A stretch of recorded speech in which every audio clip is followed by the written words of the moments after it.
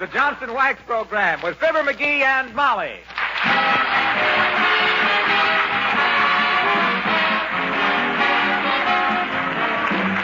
The makers of Johnson's Wax, Johnson's Car New, and Johnson's Self-Polishing Glow Coat present Fibber McGee and Molly, written by Don Quinn, with music by the King's Men and Billy Mills Orchestra.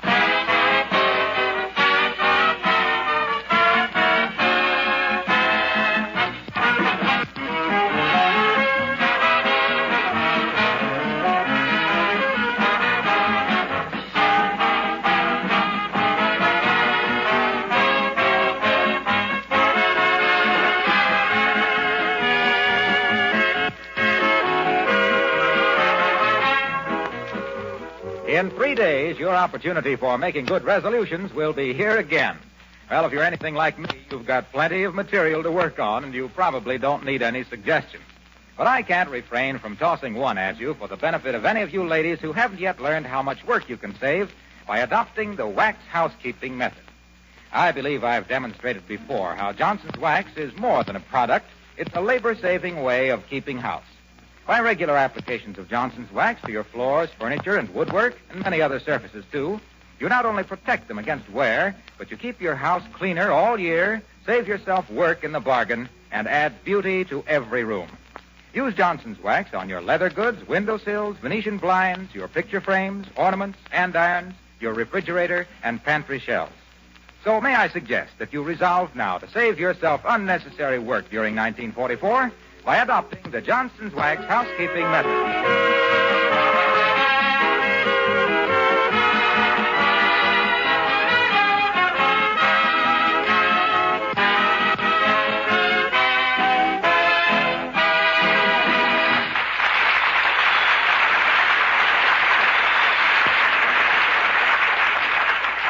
The Chinese, an admirable people, celebrate the advent of the new year by paying up old bills and settling various obligations. Maybe that's why Gung Ho McGee, the old mandarin of Wistful Vista, has been dashing around all morning returning properties, paying bills, and doing other strange things. Possibly his odd activities will be explained as we meet Fibber McGee and Molly.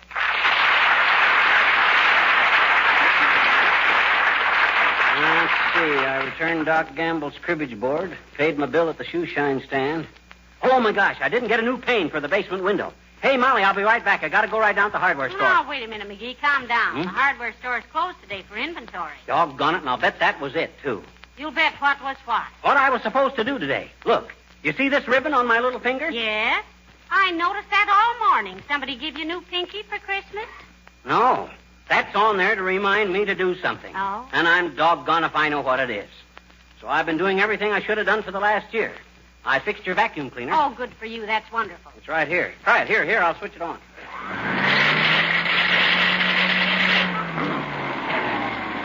See? Works like a charm. Can't you fix it so it works like a vacuum cleaner? I got that chug out of it, didn't I? Yeah, but you left in the squeak and the broomp and the clickety. Well, the gears are a little wore down, that's all. Works perfect except for one thing. What's that? Well, it don't work when you push it forward. Oh? You got to pull it along behind you. Well, that's fine. I'll pretend it's a little red wagon that Santa Claus brought me, yeah. Gee whiz, this is annoying. Ribbon on my finger to remind me to do something and can't remember what it is. It's mortivating. It's what? Mortivating. That's a combination of mortifying and infuriating. Now, why can't I remember? Say, did you send the piano tuner a check? Old High Miller? Sure I did. With a nasty note, too. Well, what was that for? He tuned it beautifully. I know, but $5 seemed like a lot of dough for having a guy play Johnny One Note on that broken-down melodeon of ours for half a day. And I told him so when he done it. And he says that what I didn't know about music would fill Carnegie Hall. And I says, at least I didn't play the piano with a monkey wrench. He says, I was so dumb I thought a string ensemble was a lynching party. I says he was so dumb, he thought G major was what the captain said when he got promoted. One word led to another, so I got in the last word when I sent the check. That's all. Well, that's enough. Now, I think you owe him an apology. Huh? You know, before he tuned that piano, it sounded like somebody playing the bagpipes underwater. Oh, my gosh. I'll bet I know what I was supposed to do. Put a new light bulb on the back porch. Oh, You know, it was so dark out there last night you threw the garbage in the cellar window and then went back in the garage instead of the house hollering that somebody had stolen the back steps?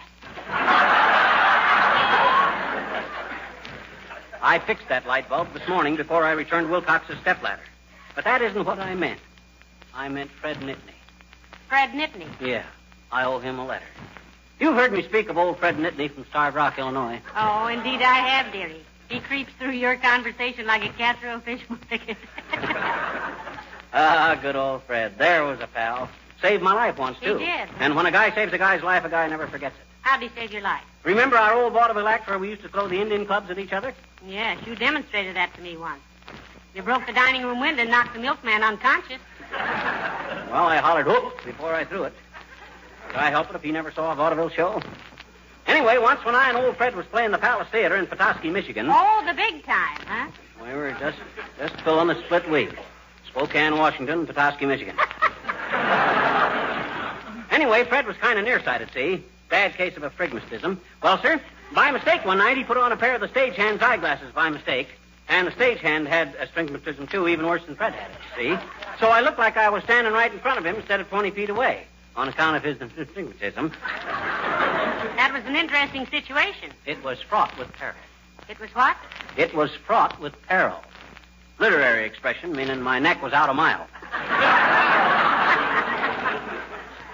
Well, sir, thinking I was right there in front of him, he just handed me the Indian clubs instead of throwing them, and naturally they just fell onto the stage. Got a terrific laugh, and we kept it in the act. Yeah, but how'd he save your life? My gosh, can't you see? If he'd have threw them at me, he'd have killed me. Couldn't see what he was doing on account of that. Where's my fountain pen? I've owed Fred a letter for so... Doggone it, who's that? I don't want to be interrupted when I got so much to do, even if I can't even remember what it was I was supposed to do. Well, let me see. Oh, it's Mr. Wellington from the Bijou Theater. Oh, that guy. The poor man, Sam Goldwyn. He gives me a spasm in the clavicle. Now, listen. He's a nice, educated man, Mr. Wellington is. He's so darn refined you could sprinkle him on your oatmeal. Only I wouldn't care for some. Well, my goodness, McGee, he never... Come in. Oh, hello, Mr. Wellington. Good day, Mrs. McGee. You're looking very charming today. Hello, McGee. You're looking... Hi, Sig. What urgent business has dragged you out of that black hole of Calcutta you call a movie theater? My friend, in the first place, if you have ever perused my advertising in the evening papers, you will, perchance, have noticed that the Bijou is always called, and I quote, Wistful Vista's own Taj Mahal of superior cinematic offerings, a veritable enchanted palace of modern screen drama. And I Quote? Thank you, and here's my hat, too. Well, if you've taken care of the first place, now what was it you wanted in the second place? I wished to inquire if by any chance when you attended my theater last night, the night before last it was, you lost an overshoe. It might roughly be described as black, size 10.5, worn at the ankle, scuffed at toe and heel, with your name plainly inscribed in indelible ink on the inside in what I would consider a noteworthy case of false pride.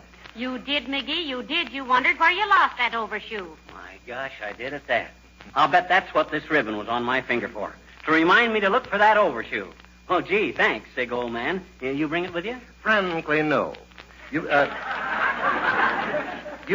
may reclaim the missing doghouse, if you will pardon the vernacular, by calling Miss Hortense Birdbody at 345 West 14th Street. Well, how on earth did she get it, Mr. Wellington? Is she one of your ushers? Miss Birdbody, on the contrary, is one of my valued patrons, Mrs. McGee. She is in possession of the article by virtue of the fact that she was hit solidly on the noggin by same. You see, your husband has a deplorable habit of hanging his feet over the balcony rail. My gosh. Was she hurt, Sig? She was not, I must report, colder than an iceman's tongs. I would therefore suggest, my friend, that in case you intend to retrieve the footwear, you first pave the way by a note of apology, an order of cut flowers, and a few telephone calls, thus avoiding the legal action, which I am sure she is prepared to instigate. Gate? Thank you, no. I'll close the door myself. Thank you. Goodbye.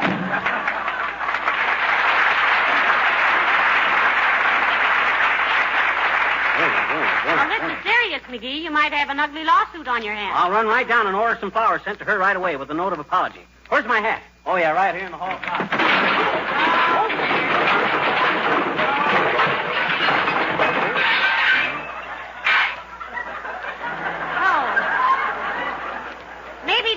what you forgot to remember, to clean out the hall closet. I wonder if...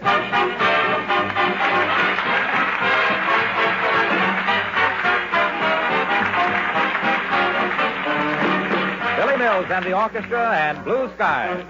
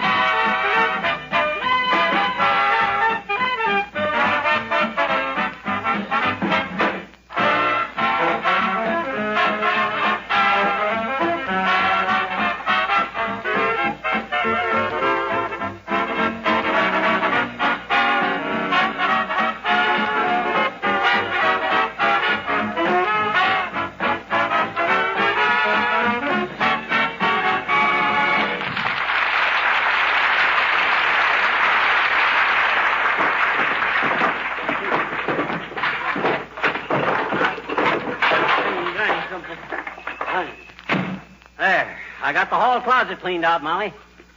That was what I got that ribbon on my finger to remind me of. I've done it. Only I don't think it was that. Well, how about seeing Miss Hortense Bird Body about your overshoe? I've decided to let her keep it for the scrap drive. There was 5 pounds of rubber in that thing. Well, you still owe her an apology. Now, I'll call her up. Give me the phone. Here. Thanks. Hello, operator. Give me the residence of Miss Hortense Bird Body at 3-4 Pete's Sake. Is that you, Mert? Oh, dear. How's every little thing, Mert? It is, eh? What's that, Mert? Your aunt. Lost a beautiful big Afghan. Huh? Oh, how terrible. Did she knit it herself? No, she was engaged to him, and he went back to Afghanistan. What's that, Mert? Okay, thanks anyway. She says there's no number listed for a Hortense Bird Body. Well, that lets me out. Not necessarily. She can still sue you. I'll take a chance. Let him sue me. I'll plead nux prosi ad fortem. What does that mean? I don't know. But they won't either, and I'll gain 3 weeks till they try to look it up. Darn it, I wish I could remember what I'd have done. Was I supposed to do if I had this string on my finger? Well, now... Let me think a minute Yeah, now. me too. Did you take those rental books back to Kramer's drugstore? Yes, sir, I did. On the way back from returning Wilcox's stepladder. I told Kramer they were 2 of the worst mystery stories I ever read. Oh, I don't know. The body in the bass drum was very entertaining, I thought. Bah. I knew who did it after I read 3 pages. From which end? What do you mean, from which end? You think I peek in the back of the book to see who done it? Yes. Well, don't you? Yes. Well, then, gee whiz, don't criticize me. I never did it till first I... Hello, folks. Am I intruding? Not at all, Mr. Wilcox. Come right in. Hi, Junior. That a new Christmas necktie you're wearing? You can't even see my necktie. I've got my muffler over it. That's why I thought it must be a Christmas tie. Well, what's on your mind? Tall, dark, and commercial? Well, I just wanted to thank you for bringing my stepladder back, pal. Oh, he's been returning borrowed articles all day, Mr. Wilcox. Incidentally, Junior, you got gypped on that stepladder, you know that? I no sooner stepped on it than 3 rungs busted, and it spraddled out like a hurdle jumper. It was all right when I bought it, chum. You've had it so long it's rotted away. Say, when did you borrow that ladder, McGee? Why, last summer, I think. Or was it last spring? It was neither one. Oh. I loaned it to you originally so you could patch the top of your car because you were driving to the World's Fair in Chicago. Which one, Mr. Wilcox? What do you mean, which one? Why, that was only in 1930 or something. Sure. Only 10 years ago. Oh. That was about the time I first met you folks, remember? Ah, yes. And started telling people about Johnson's self-polishing blow coat. Ah, yes. The wonderful finish for linoleum that shines as it dries. Heavenly days. It is almost 10 years, isn't it? And you haven't changed hardly at all a bit, Junior. Nope. And neither has Glow Coat. Still the finest protection money can buy to keep your linoleum floor coverings protected against dust and dampness and to restore the real beauty of the color and pattern. Ah, yes. It's been a great association, kids, a great association. Yes, we think so, too, Mr. Wilcox. And it sure has, Junior. You got a little less pepper in your personality, a little more salt in your hair, but you're still the same old Racine shifter. Well, I'll tell you. You'll never know how much how much this thing has meant to me. I want you to know that... Let me take that handkerchief, will you, pal? Thanks. Are you that sentimental about it, Mr. Wilcox? About this handkerchief? Yes. It's one my sister embroidered, and this magpie you married borrowed it from me 2 years ago. See you later.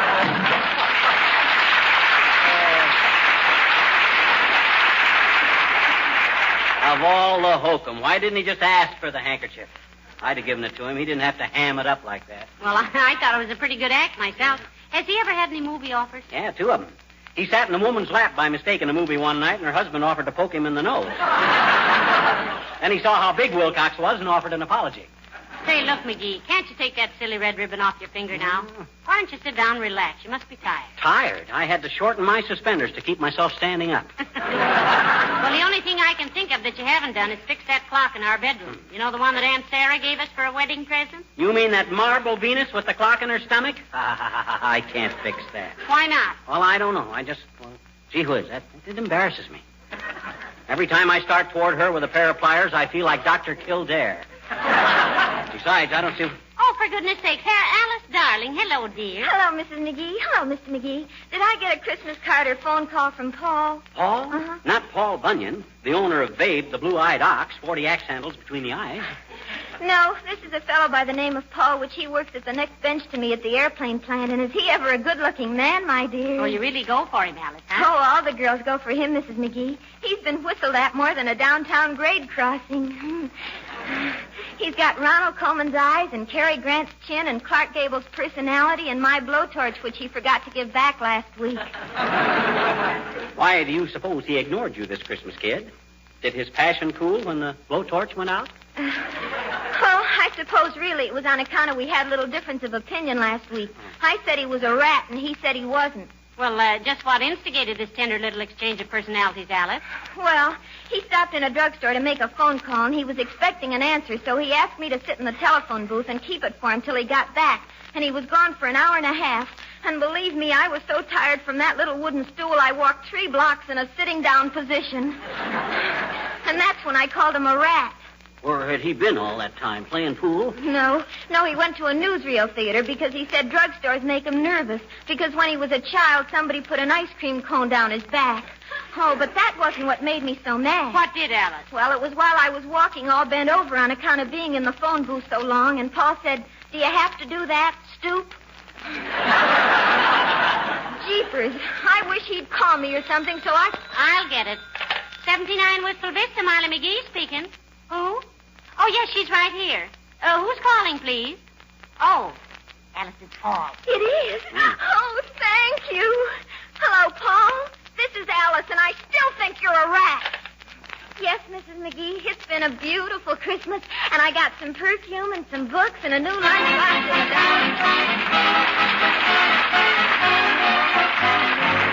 The King's Men and only 12 more shopping months till Christmas. 12 more shopping months till Christmas, still I have lots of time. I've decided to skip next year, I won't spend a dime. Only 8 more shopping months till Christmas, gee, that's not so long. I am sending out cards this year, then I can't go wrong. I'll have to buy one little present for Aunt Minnie that can wait a while. Lots of time to choose, what have I got to lose? Still got 4 more shopping months till Christmas, gee, but it's a bore. Let's see, 90 days, that's not bad. Still got plenty more. Take your time, what's the rush about? Stop that hurrying, stop that worrying, hurry and worry is out. Oh, All you gotta do is make out a list, decide upon the price to pay. All the dither and the bother and the lather and the bother will be done before Christmas Day. Trust me, I'll be ready then. Golly, can that be old Santa Claus again? Monday, Tuesday, Wednesday, Thursday, Friday, Saturday, Sunday. Only 10 more shopping days till Christmas. Better go buy a tree. Must get Mama that new fur coat. She'll be mad at me. Only 3 more shopping days till Christmas. Lots of things to buy. Should have started it weeks ago. How the time does fly. Almost forgot to get that streamlined tray for Junior. Where's my shopping list? Molly and Tony and Michael and Fred. A dolly, a pony, a cycle, a sled. Hear me calling Santa Claus. I need your help because there's only 2 little shopping days till Christmas. Now it's almost here. That old feeling just in your hide comes a stealing up here inside. Now I'm sorry that Christmas tide comes but once a year. Here's wishing everybody a happy New Year. Happy New Year!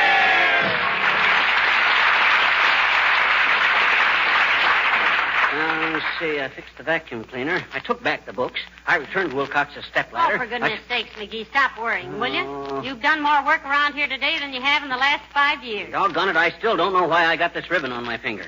It must have been something I wanted to do first thing today, and I don't feel that I have done it. You paid the gas bill, dearie? Yeah, and the phone bill and my personal account at the shoe sign stand. Well, that's all I can think of, unless you forgot to patch that wallpaper in the hall upstairs. I done that the minute I got back from returning Wilcox's stepladder. And believe me, that yellow chrysanthemum design is pretty tough to match up, too. Oh, where on earth did you find any paper to match it? It's been on there for 8 years. Well, it didn't match exactly. I had to use some we had left over from papering the dining room. Yes, but that's a running design of a hunting scene. Horses jumping over fences and Yeah, things. I know. You never saw a horse jumping over a chrysanthemum. Take a look upstairs. One of the most unusual. I wish people would quit bothering us till I remember what I got this ribbon tied on my finger for. It's exasperating. Come in. Oh, hello, Dr. Gamble. Hello, Mrs. McGee. Hello, McGee. Hi, Hippocrates. If you are referring to the father of medicine, McGee, it's pronounced Hippocrates. And if I wasn't? Now, boys. Don't let's get started on one of those arguments. It's too near after Christmas. Yes, it is, Mrs. McGee, and I just stopped into... Well, why the hair ribbon on the digit, my boy? Gonna flag down a train or something? That's to remind him to do something, Doctor. To do what? Doggone it, that's just it. I can't remember what. He's been working like a dog around here today, Doctor. He's Yeah. fixed things, returned things, and paid bills, and just generally worn himself to another. And I still don't feel like I've done what this ribbon was supposed to remind me of to have done. You say you paid all your bills? Yes, he has, Doctor. No, he hasn't, dear. And who haven't I paid, wise guy? Me? Oh, heavenly day. Oh, gosh, I'm sorry, Doc. You completely slipped my mind. That's all right. If everybody paid the doctor's bill when it was due, the doctor could get some nice new instruments and pay his rent and buy some medical books and get more up-to-date things, and we wouldn't want that to happen, would we?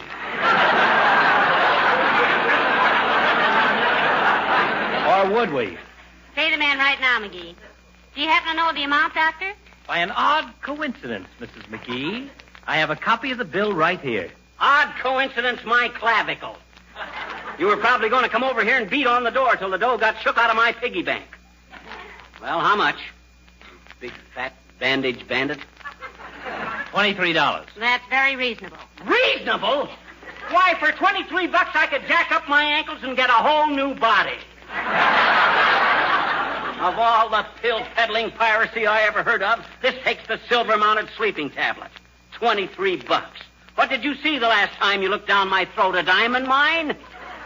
20. Oh, stop shouting, McGee. You know very well you call me over here every time you mistake gluttony for heart trouble. Of course, if you'd like to go on my charity list... We don't want anything of the kind, Doctor. Charity list, he says. Ha-ha! The last time you treated a case for free, it was because your dog-nosed it wrong. The word, McGee, is diagnosed. In your case, it's dog-nosed, you big Airedale. Now, Now, look here, McGee. I'm a very patient man, as any doctor would be who waited for you to pay a bill. But if I have to take any more of your silly vaudeville, I'll forget my ethics and spread your septum all over your unclassic profile. Oh, yeah? Well, you leave my septum out of this. Why, I could stand on a basketball and bounce you around like a yo-yo. You don't say. Yeah. Just because you carry a little globe under your belt, don't get the idea you're Charles Atlas. I know every alleged muscle in your miserable little chassis, McGee, and you haven't got the stamina of yesterday's spaghetti. Is that so? Why, Now, listen here. That's enough. Now, it's enough. Stop it. I won't have another word. Doctor, you'll have to excuse McGee. He's worked so hard today, he's worn out and irritable. McGee, $23 is a very fair charge. Oh, yeah? Well, then let him itemize it. That's fair enough. Here's the bill. June 3rd, office call. Taking bowling ball off thumb. $3. I remember that. So do I. That leaves 20. July 5th, house call. Emergency. 3 a.m. Patient terrified. Turning red all over. Diagnosis, sunburn. Will I go on, McGee? No, Doctor, of course not. Pay him $23, McGee. Here you are, Doc. You don't have to give me a receipt. I trust you. Isn't that sweet? He trusts me. Well, I may as well tell you now, McGee, the reason I had this bill with me is that I was coming over here to tear it up as a New Year's present.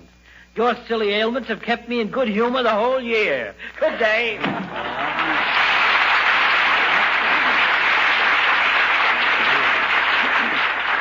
I told you were too tired, McGee. Imagine old Doc flying off the handle like that, though, just because I forgot to pay his meals. I wonder if that's what I was supposed to remember. No. Huh? I said no, it wasn't. How do you know what I was... Look, dearie, I've got a confession to make. Huh? I tied that ribbon on your finger last night while you were asleep. You did, but what for? Because there was something I wanted you to do for me today. Well, what did you want me to do? I can't remember. Oh, this is ridiculous.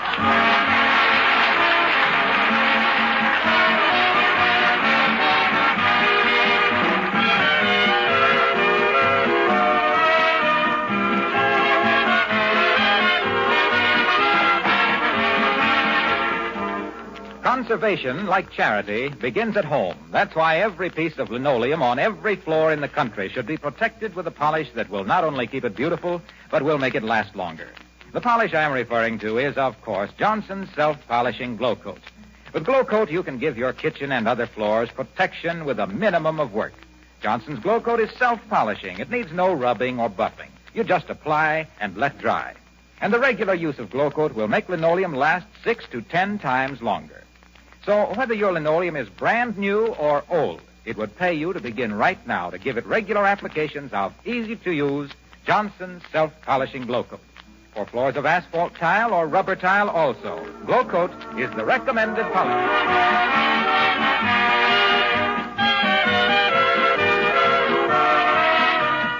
Molly, do you realize this is our last show this year? Oh, for goodness sakes, it is, isn't it? And I was just talking to Doc Gamble again. He says he thought the new year was going to mean big things for me. Really? Yeah, he says I'm the progressive type. Says I got the perfect character for the new year because I'm real 44 caliber. 44 caliber? Yeah. That's quite a big bore, isn't it? Yes. Huh? Oh, good night. Happy New Year and good night, all.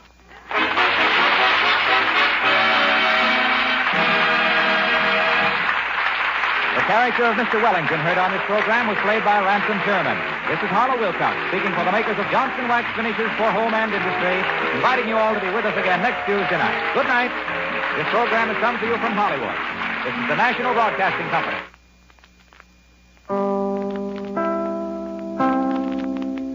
Chicago 54 WMAQ.